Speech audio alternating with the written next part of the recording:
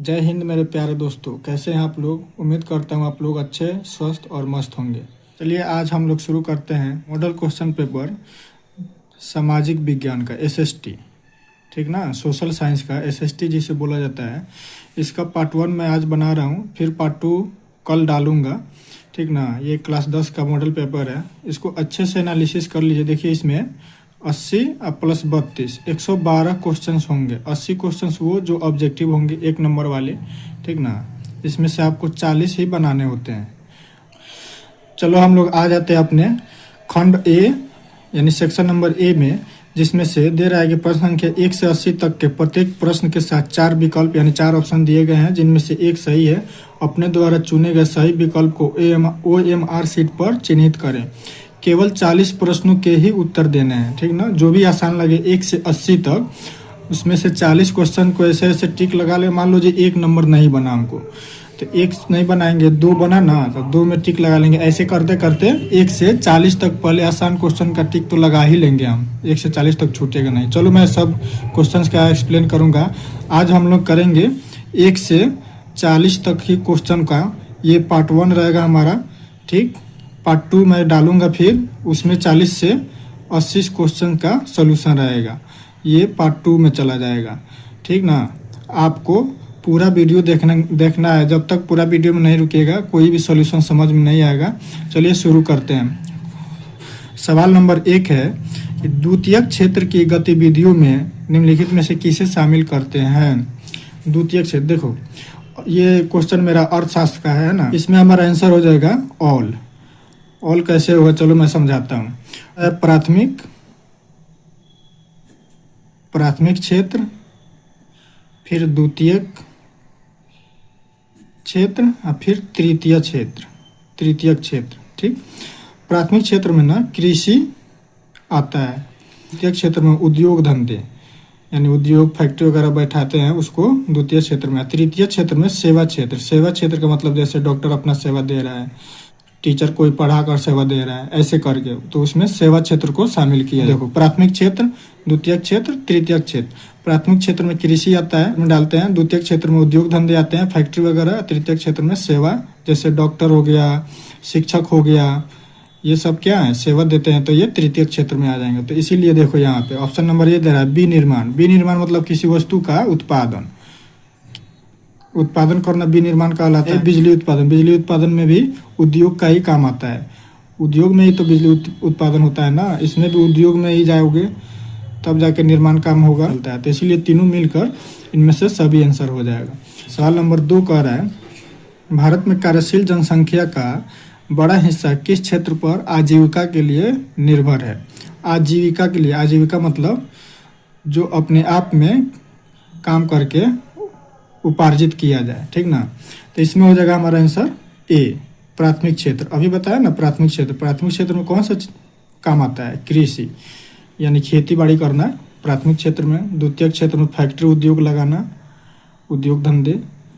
तृतीय क्षेत्र में आ जाएगा सेवा क्षेत्र, जैसे डॉक्टर, शिक्षक, ये सभी सेवा देते हैं, तो इसमें तृतीय। ब्रूडलैंड आयोग का संबंध निम्नलिखित में से किससे है। इसका संबंध है सतत विकास से। सतत विकास मतलब लगातार विकास है ना, सतत का मतलब होता है लगातार विकास से, याद रखना। ब्रूडलैंड आयोग आपके बुक में दिया हुआ है कि आर्थिक नियोजन हेतु राज्य सरकारों से तालमेल तथा सहयोग का वातावरण बनाने के लिए किस संस्था का गठन किया गया था। इसका आंसर होगा राष्ट्रीय विकास परिषद। राष्ट्रीय विकास परिषद हो जाएगा। ठीक ना, ऑप्शन नंबर ए दे रहा है योजना आयोग। योजना आयोग ना पहले 5 वर्षीय योजना बनाती थी, 5-5 साल के लिए 5 वर्षीय योजना। ठीक, 5 वर्षीय योजना बनाती थी ना, तो इसके जगह पे अब आ गया है नीति आयोग। नीति आयोग के अध्यक्ष होते हैं हमारे प्रधानमंत्री। जो भी प्रधानमंत्री होगा वो, अभी इसके अध्यक्ष कौन है, तो योजना आयोग के जगह पे ही नीति आयोग लगा हुआ था। जनवरी 2015 नरेंद्र मोदी जी ने इसको स्टार्ट किया था। चलो क्वेश्चन नंबर 5, भारत के प्रथम राष्ट्रीय मानव विकास रिपोर्ट के अनुसार निम्नलिखित में से किसकी उपभोक्ता व्यय क्षमता में वृद्धि हुई। उपभोक्ता व्यय क्षमता का मतलब होता है ना कि कोई भी आदमी कितना कोई भी चीज़ उपभोग कर रहा है, कंज्यूम कर रहा है। जैसे मान लो बिजली का खपत है, आपके घर में 2 यूनिट 5 यूनिट ऐसे ही बिजली यूनिट खपत हो रहा है, तो उसी को उपभोग बोलेंगे, है ना। तो उपभोग व्यय क्षमता सबसे अधिक किस में होगा? राष्ट्रीय विकास मानव विकास रिपोर्ट के अनुसार सबसे अधिक ना नगरीय जनता पे उपभोग शक्ति बढ़ा है, शहरी जनता नगरीय जनता पे, है ना।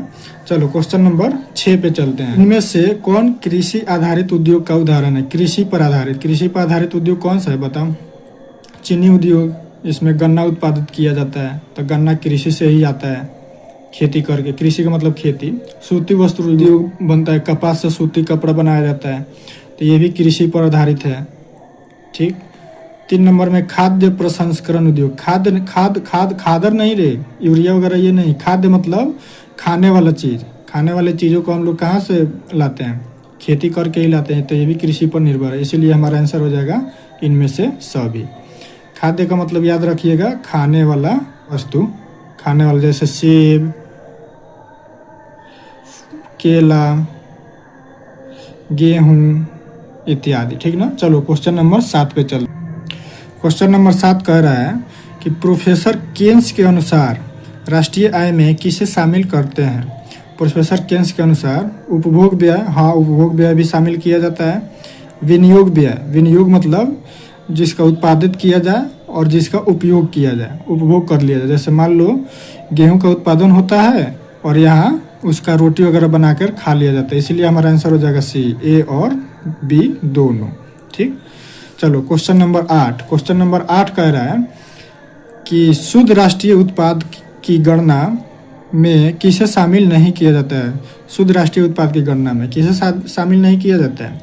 तो इसमें हमारा आंसर हो जाएगा कच्चे माल की कीमत में, आंसर हो जाएगा सी, कच्चे माल की कीमत को शामिल नहीं किया जाता। उत्पादित अंतिम वस्तुओं का मूल्य, मान लो कोई वस्तु बना, उसका MRP मार्केट में रेट रहता है ना, MRP मान लो 10 रुपया है, तो इसको तो शामिल किया जाएगा। उत्पादित अंतिम सेवाओं का मूल्य, सेवा वही, मान लो कोई गाड़ी वाला उस वस्तु को लेके कहीं मार्केट में ले जाकर दिया दुकानदार को, तो उसमें जितना रुपया खर्च आया उसका अंतिम खर्च वो क्या होता है? अंतिम खर्च ही शुद्ध राष्ट्रीय उत्पाद में जोड़ लिया जाता है, ठीक ना। तो इसीलिए हमारा आंसर सी हो जाएगा, कच्चे माल की कीमत को उसमें शामिल नहीं करते हैं। चलो क्वेश्चन नंबर है 9। क्वेश्चन नंबर 9 कह रहा है कि इनमें से कौन वाणिज्यिक बैंक नहीं है? वाणिज्यिक बैंक ना मतलब बिजनेस बैंक या कमर्शियल बैंक। इंग्लिश में कमर्शियल, देखो ना यहाँ लिखा हुआ है कमर्शियल बैंक, ठीक, यहाँ लिखा हुआ है इंग्लिश में कमर्शियल बैंक, ठीक ना। भारतीय रिजर्व बैंक, हाँ मैं हमारा आंसर यही हो जाएगा। ये बैंक नहीं है, ये सारे बैंकों का बैंक होता है, RBI, इंग्लिश में इसको बोलते हैं RBI। इसकी स्थापना यहीं पे लिख लो, स्थापना अगली बार पूछ ली तो क्या करोगे? तो इसकी स्थापना हुआ था 1 अप्रैल 1935 को, ठीक ना। पंजाब नेशनल बैंक, हाँ ये तो PNB इंग्लिश में कहते हैं, शॉर्ट में PNB। ये तो वाणिज्यिक बैंक है। स्टेट बैंक ऑफ इंडिया ये भी है, SBI शॉर्ट में। सेंट्रल बैंक ऑफ इंडिया ये भी है, CBI। लेकिन वाणिज्यिक बैंक यानी कमर्शियल बैंक RBI नहीं है। चलो क्वेश्चन नंबर 10 पे चलते हैं। क्वेश्चन नंबर हमारा 10 है कि सहकारिता के संचालन का दायित्व राज्य सरकारों को कब प्राप्त हुआ? सहकारिता एक होता है ना कि राज्य में चलाया जाता है, जिससे किसानों को फ़ायदा होता है, इससे किसानों को फ़ायदा होता है, किसानों को ऋण देना, ये सब काम करता है राज्य में। किसानों को ऋण देने यानी कर्ज देने का काम करता है, ठीक ना, इसको याद रखना। तो सहकारिता के संचालन का दायित्व राज्य सरकारों को कब प्राप्त हुआ? तो इसका आंसर हो जाएगा 1919 में। ये आपका किताब का क्वेश्चन है बाबू, जब किताब पढ़िएगा तब सारे आंसर्स मिलेंगे, टेंशन मत लीजिए। ये सब मैं इसका सुपर 30 एक सीरीज़ लेकर आने वाला हूँ, सुपर 30 यानी 30 क्वेश्चन डेली, है ना। ये जब मॉडल प्रैक्टिस का पूरा प्रैक्टिस करवा दूंगा तो सुपर 30 के नाम से हमारे चैनल पे चलेगा। हर सब्जेक्ट का हर विषय का 30 क्वेश्चन कराऊंगा। जैसे मान लो अगर हिस्ट्री का उठाया तो 30 क्वेश्चन एकदम बढ़िया से डिस्कशन किया जाएगा, जिससे कि आपका हिस्ट्री क्लियर हो जाएगा। 30 ही क्वेश्चन में नहीं, मतलब मान लो कि 30 क्वेश्चन इसको लेकर आया, फिर कल होकर फिर सुपर 30 का क्लास लगेगा।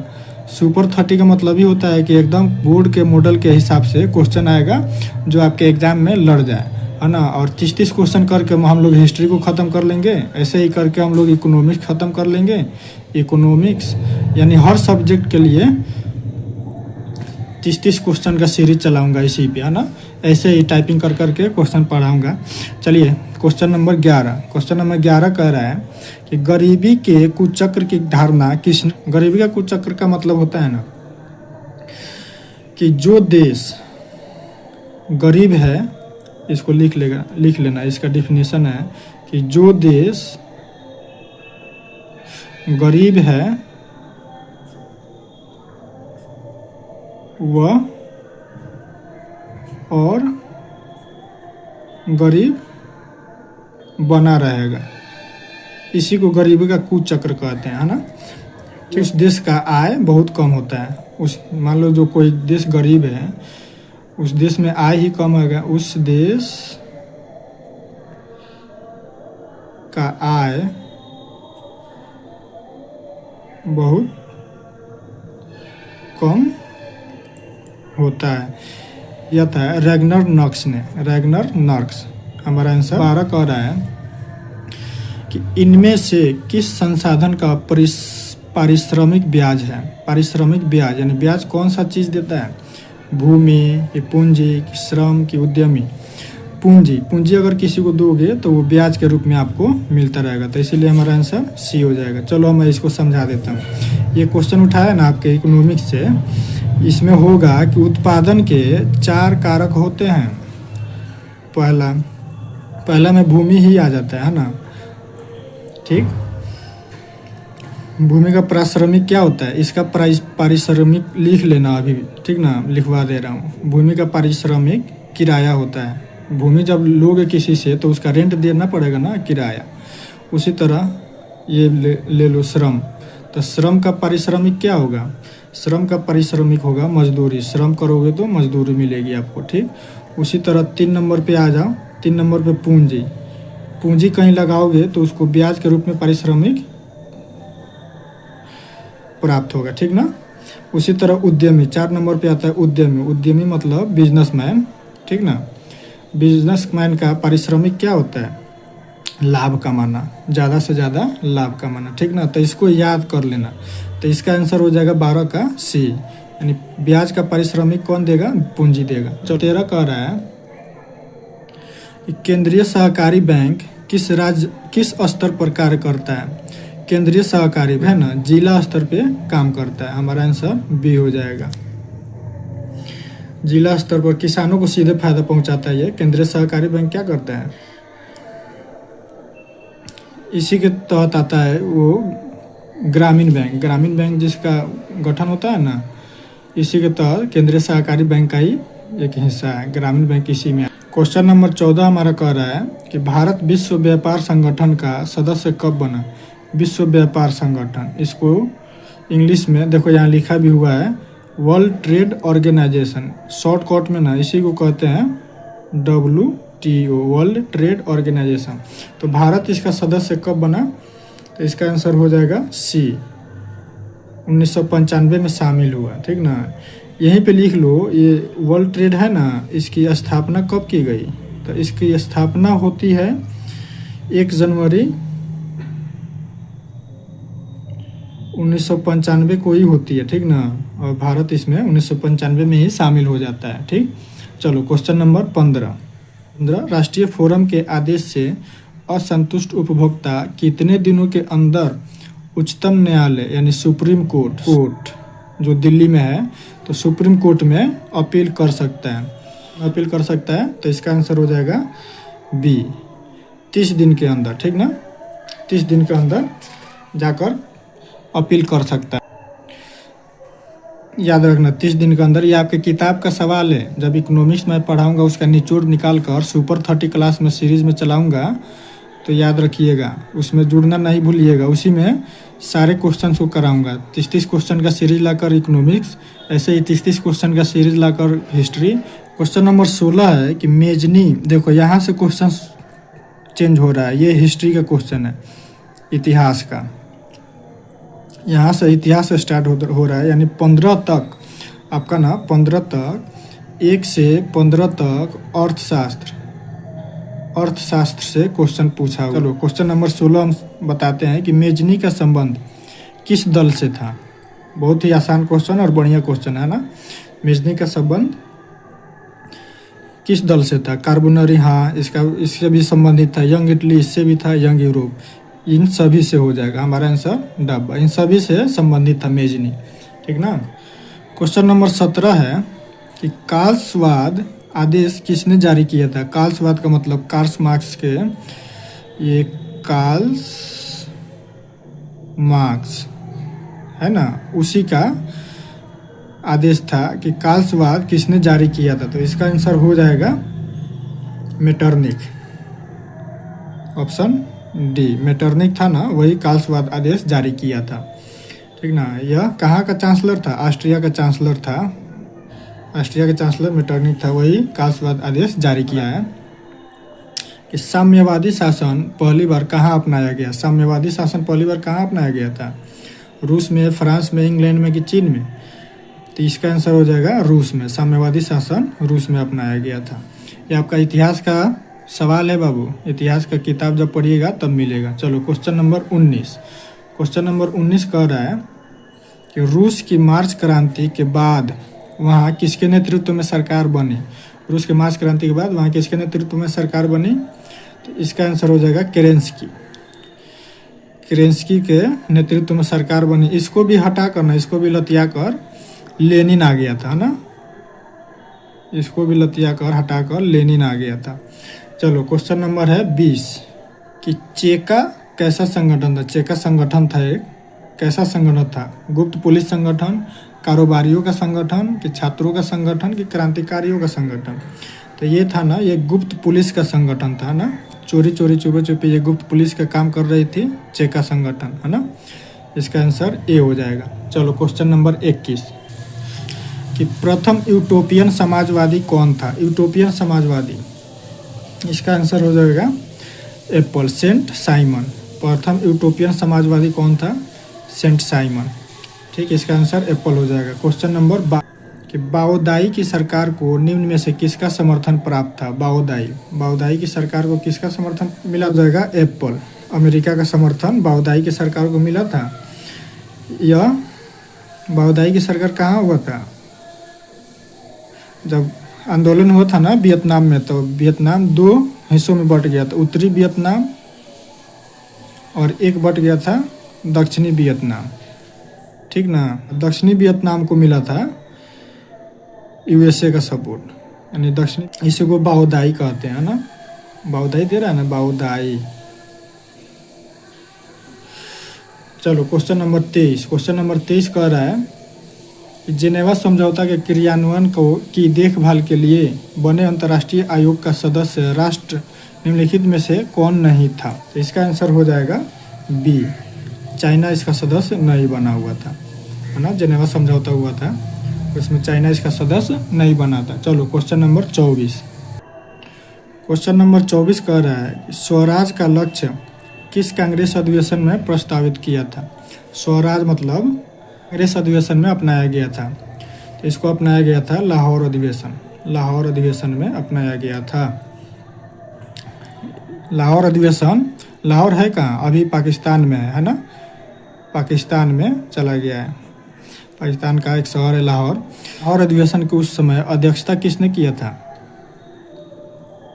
कांग्रेस का संगठन जब चल रहा था तो उसमें अध्यक्ष होते थे, तो उसकी अध्यक्षता जवाहरलाल नेहरू ने किया था, याद रखना। इसी लाहौर अधिवेशन में स्वराज का लक्ष्य प्रस्तावित किया गया। चलो क्वेश्चन नंबर 25 कि 3 कठिया व्यवस्था समाप्त करने की सिफारिश किसने की थी? 3 कठिया व्यवस्था है ना, इसको समाप्त करने की सिफारिश चंपारण एग्रेरियन समिति, ये कृषि से संबंधित समिति थी, इसी ने सिफारिश किया था कि 3 कठिया व्यवस्था खत्म किया जाए। चंपारण एग्रेरियन समिति, गांधी जी ने आंदोलन किया था, है ना, याद रखना। चंपारण सत्याग्रह, इसी में चंपारण सत्याग्रह चला था। चंपारण सत्याग्रह बताइएगा कब चला था? चंपारण सत्याग्रह हमारा चला था 1917 में। 3 कठिया का मतलब होता है ना, 3 कठिया व्यवस्था। इसमें होता था ये कि 20 कट्ठा में 3 कट्ठा आपको नील बोना था। तो नील बोने से ना खेतों की उपज एकदम कम हो जाती थी, उपज खत्म हो जाती थी, खेत उपजाऊ नहीं रहा, इसीलिए सारे किसान परेशान थे। एक तो खेत हमारा किसी काम लायक नहीं बचता था और ऊपर से नील उत्पादित करके अंग्रेज इसको बहुत ही कम रेट में खरीद कर इंग्लैंड भेज दिया करते थे। 26 बहुत ही बढ़िया क्वेश्चन और लाजवाब क्वेश्चन, इससे क्वेश्चन बनेगा ही बनेगा, इसको VVI लगा लो, है ना। ये क्वेश्चन आएगा आपके बोर्ड में कि जालियांवाला बाग हत्याकांड की जांच के लिए किस समिति को नियुक्त किया गया था। अब चलो इससे बताते, इसका तो आंसर होगा ये हंटर समिति। हंटर समिति का गठन किया गया था जालियांवाला बाग हत्याकांड के लिए। इसमें जालियांवाला बाग है कहाँ बताओ। जालियांवाला बाग एक बगीचे का नाम है, जालियांवाला बाग, जो पंजाब में है, ठीक ना। पंजाब में है। इसी में ना गोली चलाने का आदेश दे दिया था। किसने गोली चलाने का आदेश दिया? जनरल वो डायर ने। वो डायरा था ना, ये मतलब मान लो ये चारों तरफ से ऐसे बाउंड्री था बगीचे में, एक तरफ यहाँ से गेट था, तो इसी में लोग इकट्ठे होकर अपना सभा कर रहे थे। 2 आदमी गिरफ्तार हो गए थे, डॉक्टर सैफुद्दीन किचलू और सत्यपाल मलिक, कि उनको कैसे छुड़ाया जाए। तो इसी में से घुसकर अंग्रेज यहाँ से लाइन से बंदूक चला दिए, है ना, गोली चला दिए, हजारों की संख्या में लोग मारे गए। अच्छा एक बात बताइए कि जालियांवाला बाग हत्याकांड कब घटित हुई थी, कब? तो डेट के साथ याद रखना, 13 अप्रैल 1919 को, ठीक ना, 13 अप्रैल 1919। चलो क्वेश्चन नंबर 27। क्वेश्चन नंबर 27 है, हिंद स्वराज नामक पुस्तक के लेखक कौन थे? कौन है हिंद स्वराज? हिंद स्वराज पुस्तक को महात्मा गांधी ने लिखा था। और कब लिखा था? हिंद स्वराज नामक पुस्तक कब लिखा?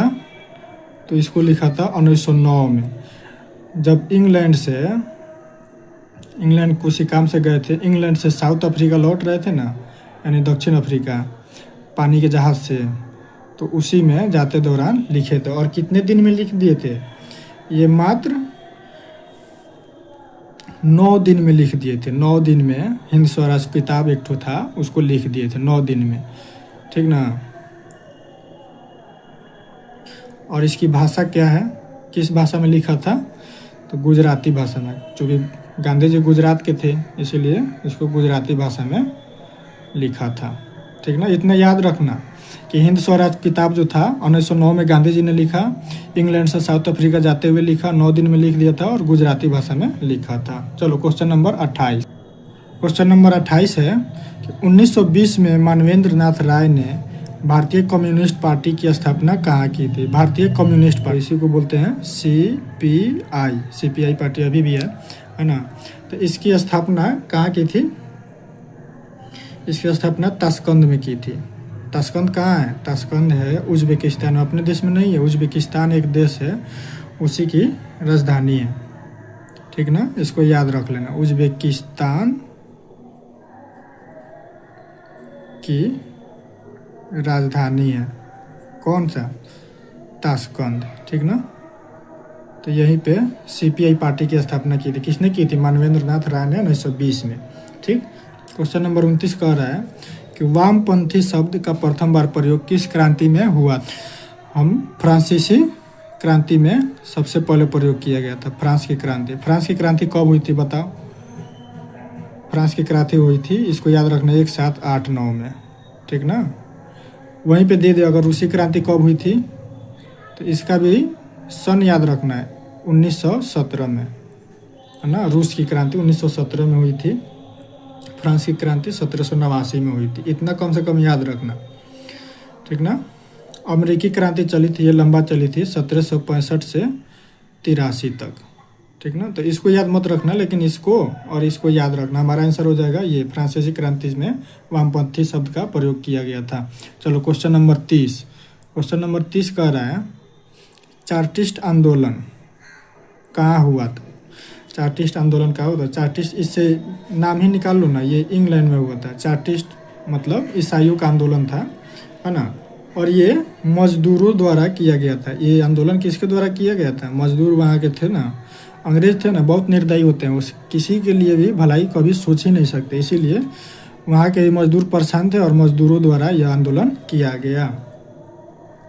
यह 1838 से 57 तक चला था। तो इसको याद मत रखना, लेकिन इसको याद रखना, मजदूरों द्वारा चार्टिस्ट आंदोलन कहाँ? इंग्लैंड में किया गया था। चलो क्वेश्चन नंबर 31। क्वेश्चन नंबर 31 है हमारा कि पराजित तुर्की के साथ कौन सी संधि की गई।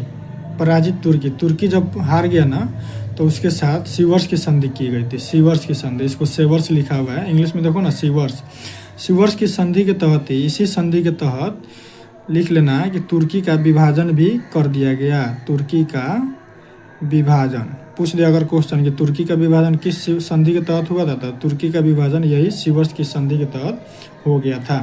ठीक, सीवर्स की संधि हमारा आंसर होगा। और ये सीवर्स की संधि हुई कब थी, इसको भी लिख लेना। सीवर्स की संधि कब, तो 10 अगस्त 1920 को।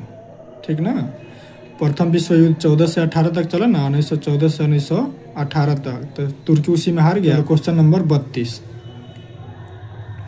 क्वेश्चन नंबर 32 कर रहा है, इसको VVI लगा लेना है ना, गोलमेज सम्मेलन से पूछेगा ही पूछेगा आपके एग्जाम में क्वेश्चन।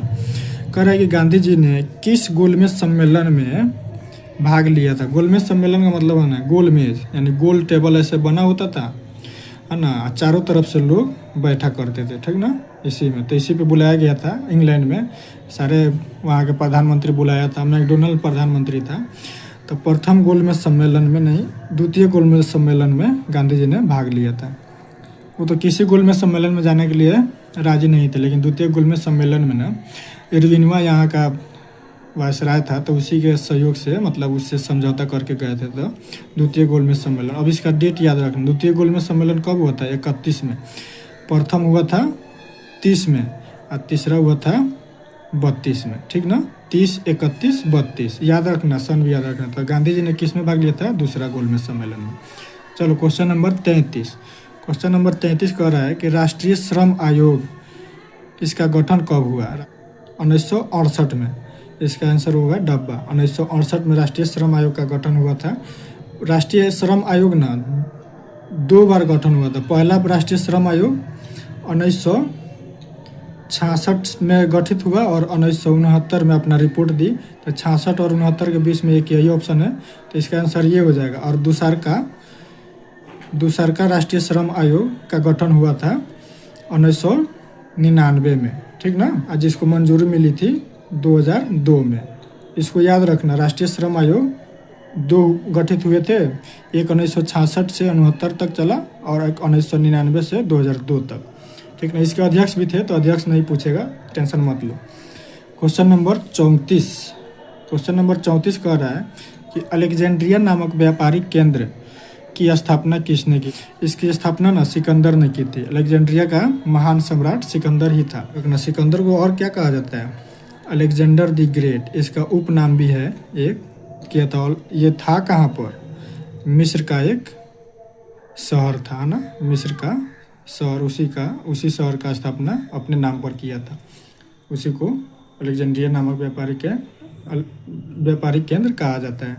चलो क्वेश्चन नंबर 35, क्वेश्चन नंबर 35 है हमारा कि अंतर्राष्ट्रीय पुनर्निर्माण एवं विकास बैंक को किस अन्य नाम से भी जाना जाता है। अंतर्राष्ट्रीय पुनर्निर्माण एवं विकास बैंक को, इसको याद रखना, विश्व बैंक, इंग्लिश में वर्ल्ड बैंक के नाम से जाना जाता है। वर्ल्ड बैंक के नाम से अंतर्राष्ट्रीय पुनर्निर्माण एवं विकास बैंक। अब इसी को लिख लेना, इसकी स्थापना कब की गई थी। वर्ल्ड बैंक की स्थापना कहीं पूछ दे, जरूरी थोड़ी है कि यही क्वेश्चन आएगा आपके एग्जाम में, बोर्ड में पूछ देगा कि वो विश्व बैंक की स्थापना कब की गई थी, तो लिख लेना 1944 में। ठीक, चलो क्वेश्चन नंबर 36 कह रहा है कि मार्टिन लूथर का जन्म कहाँ हुआ था। मार्टिन लूथर का जन्म कहाँ हुआ था। मार्टिन लूथर कहाँ का था, वो जर्मनी का था ना, जर्मनी का था। और इसका जन्म कब हुआ था, इसका जन्म हुआ था 1483 में। ठीक ना, सन भी याद, कहीं अगली बार पूछ दे कि मार्टिन लूथर किंग का जन्म कब हुआ था, तो 1483 में। चलो क्वेश्चन नंबर 37, क्वेश्चन नंबर 37 है कि मुद्रणालय स्थापित करने से पहले लाइसेंस लेना किसने अनिवार्य किया। मुद्रणालय का मतलब होता है ना प्रेस। आज ही प्रेस है कि नहीं, जिसमें आप लोग शादी के कार्ड वगैरह सब छपवाते हैं लोग, कैलेंडर छपाई होता है, शादी कार्ड, कैलेंडर, ये सब छपाई होता है, पेपर, इसी को मुद्रणालय कहते हैं, यानी इंग्लिश में प्रेस। देखो इंग्लिश में प्रिंटिंग प्रेस बोला जाता है। तो प्रिंटिंग प्रेस पर ना लाइसेंस अनिवार्य किया था जॉन एडम्स ने, है ना, गवर्नर जनरल था भारत का वो जॉन एडम्स ने। इसका आंसर सी हो जाएगा। जॉन एडम्स ने लाइसेंस लेना अनिवार्य कर दिया था। उसका कहना था कि अगर कोई भी प्रिंटिंग प्रेस बैठा रहा है तो ज़रूर ही अंग्रेज़ों के खिलाफ ही छापेगा, इसीलिए उसने लाइसेंस लेना अनिवार्य कर दिया था। और कब किया था? 1823 में। ये आपके किताब में दिया है, मैं इस पे किताब का देखो ना, किताब का कट लगा दिया हूँ, इसमें देख लेना, ठीक। आपके किताब से ही क्वेश्चन उठा के बनाया हुआ है। चलो क्वेश्चन नंबर 38। क्वेश्चन नंबर 38 है कि मोतीलाल नेहरू ने किस समाचार पत्र का संपादन किया? इसको भी लगाओ VVI, ये भी आ सकता है आपके बोर्ड में, ये बहुत ज़्यादा चांस है। तो मोतीलाल नेहरू ने किस समाचार पत्र का संपादन किया था? इंडिपेंडेंस। अब इसी को हिंदी में कहते हैं स्वतंत्रता, ठीक ना। अगर लिखा हुआ आ जाएगा स्वतंत्रता पत्रिका के संपादक कौन थे? तो मोतीलाल नेहरू। चलो अब यहीं पे बता दो, यंग इंडिया किसने लिखा था? महात्मा गांधी ने, ठीक। दी बंगाल गजट, इसको लिख लेना ना, ये बहुत ही VVI है कि भारत का प्रथम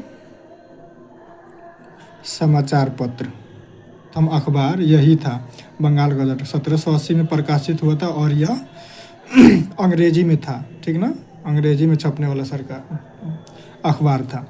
तो इसको याद रखना, इस फैक्ट को, इसको भी याद रखना कि यंग इंडिया के लेखक महात्मा गांधी थे। हिंदुस्तान टाइम्स दे रहा है ना, तो इसको मत याद रखना ना, ये लंबा नाम है। चलो क्वेश्चन नंबर 39 कह रहा है कि मैसूर का शासक टीपू सुल्तान किस क्रांति से प्रभावित था? मैसूर का शासक जो था ना भारत में, मैसूर अभी कहाँ पड़ता है? तमिलनाडु में, मैसूर तमिलनाडु में है ना। तो वहीं पे लड़ाई कर रहा था, लड़ाई करते हुए ये शहीद हो गया था अंग्रेज़ों से। तो मैसूर का शासक टीपू सुल्तान किस क्रांति से प्रभावित था? तो फ्रांस की क्रांति। अब यहीं पे बता दो, फ्रांस की क्रांति पीछे बताया हूँ कब हुआ था? 1789। फ्रांस में 1789 इसको इस दिन हुआ था। रूस की क्रांति 1917 को, ठीक ना। इसको याद रखना, डेट पूछ देगा कि रूस की क्रांति कब हुई थी, फ्रांस की क्रांति कब हुई थी, तो ये बताना पड़ेगा। इसका आंसर हो जाएगा बी। क्वेश्चन नंबर 40 है कि प्रोटेस्टेंट धर्म सुधार की शुरुआत का श्रेय किसे दिया जाता है? प्रोटेस्टेंट धर्म जो है ना, ये ईसाइयों का धर्म था, ठीक। श्रेय मार्टिन लूथर को दिया जाता है। मार्टिन लूथर अभी बताया ना कहाँ का था? तो यह जर्मनी का चांसलर था, ठीक, जर्मनी का था। इसी ने प्रोटेस्टेंट धर्म के सुधार का शुरुआत किया था।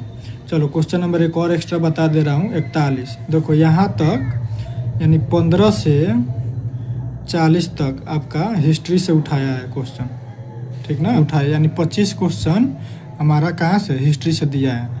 40 क्वेश्चन किसी भी तरह बना ही देना है 80 में, ठीक ना। चलो एक क्वेश्चन दिया है 41 नंबर, यहाँ से अब हम लोगों का चालू हो रहा है भूगोल से, ठीक ना, भूगोल से चालू हो रहा है, भूगोल का क्वेश्चन। तो चलो दे रहा है कि अन्नामलाई बाघ अभयारण्य कहाँ स्थित है? यानी अन्नामलाई बाघ अभयारण्य है, ये किस राज्य में है? तो ये नाम से ही पता चल रहा है तमिलनाडु में है। अन्नामलाई तमिलनाडु का हिस्सा है, तमिलनाडु में एक जगह है अन्नामलाई, वहीं पे बाघ अभयारण्य बनाया गया, नाम है। आंध्र प्रदेश में एक है श्रीशैलम, या इसी को कहते हैं नागार्जुन सागर, ठीक ना, नागार्जुन सागर बाघ अभयारण्य, ये है आंध्र प्रदेश में। असम में इसमें है एक बहुत ही फेमस काजीरंगा राष्ट्रीय उद्यान, ठीक ना, राष्ट्रीय उद्यान है। और ये किस लिए प्रसिद्ध है? आपकी किताब में दिया भी है, एक सींग वाले गैंडा के लिए। एक सींग का काजीरंगा राष्ट्रीय उद्यान में एक सींग वाले गैंडा पाया जाता है। गैंडा के लिए प्रसिद्ध है, ठीक। यहाँ हम लोगों का पार्ट 1 ख़त्म होता है, पार्ट 1 ख़त्म। 1 से 41 तक मैंने क्वेश्चन करा दिया है। अब पार्ट 2 हमारा आएगा, पार्ट 2 इसमें 42 से लेकर 80 तक मैं क्वेश्चन को करा दूंगा। इसको एकदम ध्यान से देख लेना, फिल्म रील्स वगैरह की जगह ना इसी को देख लो, ठीक ना, आपके काम आएंगे। चलो मिलते हैं नेक्स्ट वीडियो में, तब तक के लिए जय हिंद।